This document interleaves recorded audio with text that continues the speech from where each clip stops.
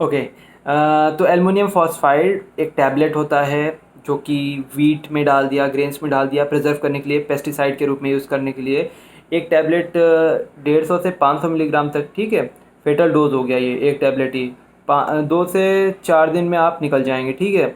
तो ये basically suicidal cases में यूज़ होती है, और उसके अलावा ये होमिसाइडल केसेस में भी यूज़ होती है अगर चिल्ड्रन की बात करें। नहीं तो एक्सीडेंटल पॉइजनिंग इज़ कॉमन, ठीक है। खाने के साथ है, वीट के साथ है, खा लिया, निकल लिए।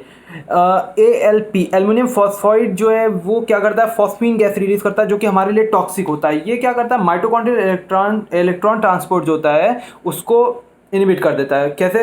Bye inhibiting cytochrome C oxidase, ठीक है। और फॉस्फीन के अपने कोरोसिव एक्शंस होते हैं, वो मेटाबॉलिक एसिडोसिस कॉज करवा देता है। ये सब चीज़ें होती हैं जो कि हमें आगे चल के डेथ कॉज करने में हेल्प करेंगी, ठीक है।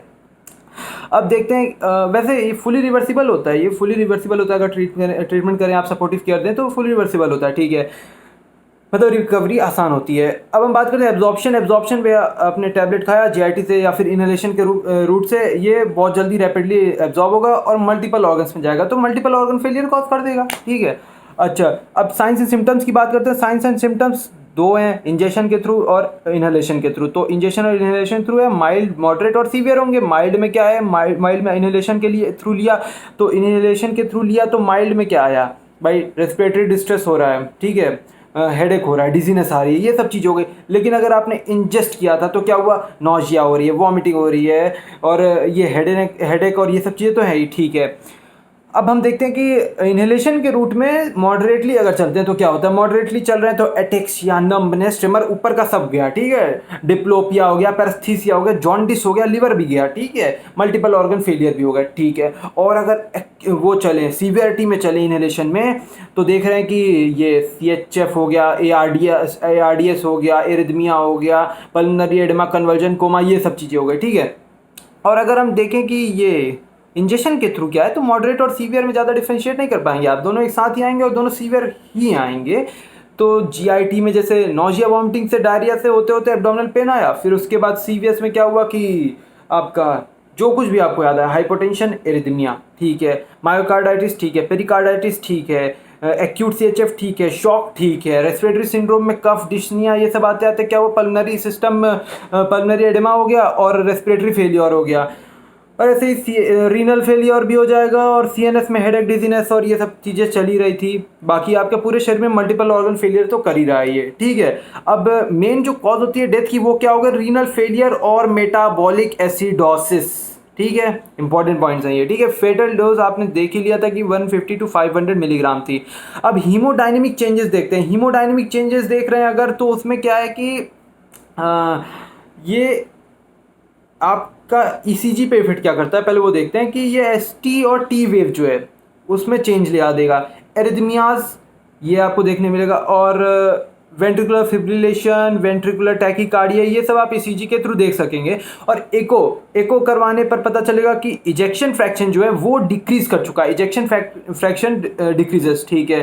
अब और प्लाज्मा कॉर्टिसोल लेवल भी डिक्रीज कर जाता है, और उसके अलावा मैग्नीशियम +2 का लेवल डिक्रीज करता है, हाइपोमैग्नीसीमिया होता है। ये एक इंपॉर्टेंट पॉइंट है जिसको ट्रीट करने के लिए हम क्या करेंगे, मैग्नीशियम सल्फेट, जो कि टॉक्सिसिटी को स्टेबलाइज भी करेगा, तो स्टेबलाइजर के रूप में यूज होगा मैग्नीशियम सल्फेट, ठीक है। ये पॉइंट हो गया। अब देखते हैं कि लेबोरेटरी डायग्नोसिस कैसे होगा। कुछ नहीं, बहुत ईजी है। AgNO3 लिया, AgNO3 के साथ फॉस्फीन रिएक्ट करेगा तो AgPO4 मिले, मतलब Ag3PO4 मतलब सिल्वर फॉस्फेट मिलेगा। सिल्वर फॉस्फेट क्या करता है, सिल्वर फॉस्फेट ब्लैक कलर कर देता है। जो भी आप पेपर ले रहे हो टेस्ट करने के लिए, उसको ब्लैक कलर में कन्वर्ट कर देगा। तो ब्लैक कलर आते ही, ये भी इंपॉर्टेंट पॉइंट है, क्वेश्चन आया ब्लैक कलर कौन करता है, ये फॉस्फीन की पॉइजनिंग या फिर अल्फोज की पॉइजनिंग में होता है, ठीक है। ब्लैक कलर का पेपर हो गया आपका। बेड साइड टेस्ट होता है ये, आराम से आपने वॉमिटस डाल दिया उसका, या फिर लवाज स्पेसिमेन डाल दिया, या उसकी ब्रीदिंग के थ्रू ही आपने टेस्ट कर लिया, ठीक है, खत्म। फिर उसके बाद मोस्ट एक्यूरेट अगर आपको टेस्ट चाहिए, मोस्ट एक्यूरेट चाहिए, तो फिर गैस क्रोमेटोग्राफी कर लो। गैस क्रोमेटोग्राफी से आपको पता चल जाएगा विथ नाइट्रोजन फॉस्फाइड, ठीक है। ट्रीटमेंट करने के लिए क्या करेंगे, ABCD तो करना ही है। डिकंटेमिनेशन में लवाज यूज़ कर रहे हैं तो KMnO4 दे दिया 1:10,000 वाला। फिर उसके बाद आपने क्या दे दिया, चारकोल दे दिया। चारकोल देने के बाद फिर आपने क्या किया कि अब लिक्विड पैराफिन भी यूज़ कर लेते हैं, ठीक है, लिक्विड पैराफिन यूज़ कर लिया। और उसके बाद हमने एंटी एमेटिक्स दे दिए और एंटी एमेटिक्स के साथ H2 एंटागोनिस्ट दे दिए ताकि उसको सिम्टोमेटिक रिलीफ मिल जाए, ठीक है। टॉक्सिसिटी को स्टेबलाइज करने के लिए MgSO4 दे दिया। MgSO4 एरिथमिया को भी कंट्रोल कर लेगा, MgSO4 हाइपोमैग्नीशियम मिया को भी कंट्रोल कर लेगा, ठीक है। फॉस्फीन एक्सक्रीशन को इंक्रीज कर दिया हमने, मतलब एक्सक्रीशन एनहांस कर दिया। यूरिन के थ्रू वो अनचेंज निकल रहा है तो हमने उसको एनहांस कर दिया। तो आईवी फ्लूइड्स के बैलेंस को भी बनाए रखना है। तो सपोर्टिव केयर में क्या करेंगे, शॉक हो रहा है, मेटाबॉलिक एसिडोसिस हो रही है, ARDS हो रहा है, एरिथमिया हो रहा है, 4 चीजें हैं। तो शॉक के लिए हम क्या करेंगे कि डोपामिन दे देंगे, मतलब आपका ये वैसो एक्टिव एजेंट्स दे देंगे, IV चढ़ा देंगे, ठीक है।